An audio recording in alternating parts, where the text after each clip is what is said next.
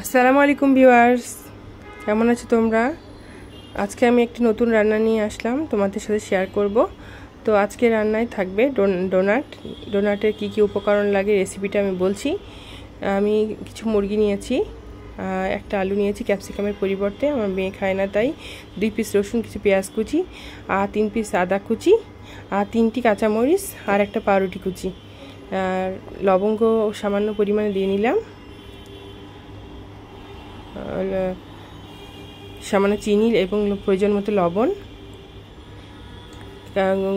লবঙ্গ, দারচিনি, এলাচ দিয়ে নিচ্ছি, আর সাদা তেল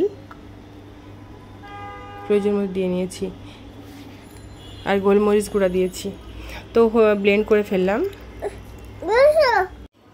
তো দেখতে পাচ্ছ একটা ডিম ভেঙে নিয়েছি, ডিমটা ভালো করে গুলিয়ে নিলাম এবং আমার রেডি করা গ্রেটার দিয়ে আমি চিজটা গ্রেট করে নিচ্ছি। দেখতে পাচ্ছ মাখিয়ে নিলাম ভালোভাবে। এখন আমি শেপে আনবো। শেপের জন্য একটা বল তৈরি করে নিলাম এবং আমার শেপ করা হয়ে গেল। এখন আমি ময়দার সঙ্গে লাগিয়ে নিয়েছি, এখন ডিমের মধ্যে চুবিয়ে নেব। ডিমের মধ্যে থেকে চুবিয়ে নিয়ে এখন আমি ব্রেড ক্রাম্বসের সাথে লাগিয়ে নেব। লাগিয়ে নিলাম। এখন আমি একটি ফ্রাই প্যান নেব এবং ফ্রাই প্যানে সয়াবিন তেল দেব। সয়াবিন তেলের গরম হয়ে গেলে আমি ভেজে ফেলব ডোনাট।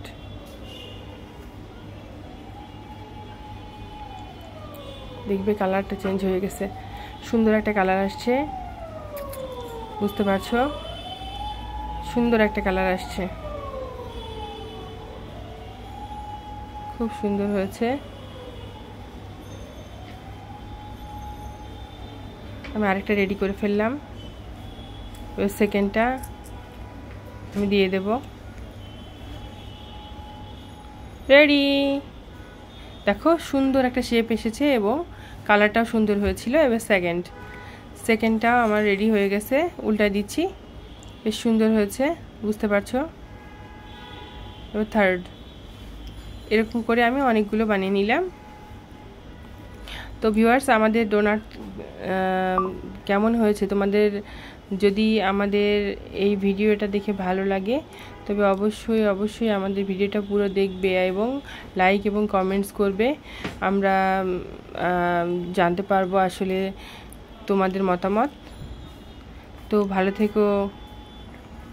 দেখো কত সুন্দর ক্রাঞ্চি, একদম মচমচা হয়েছে, না খেলে ঠিক বোঝা যাবে না।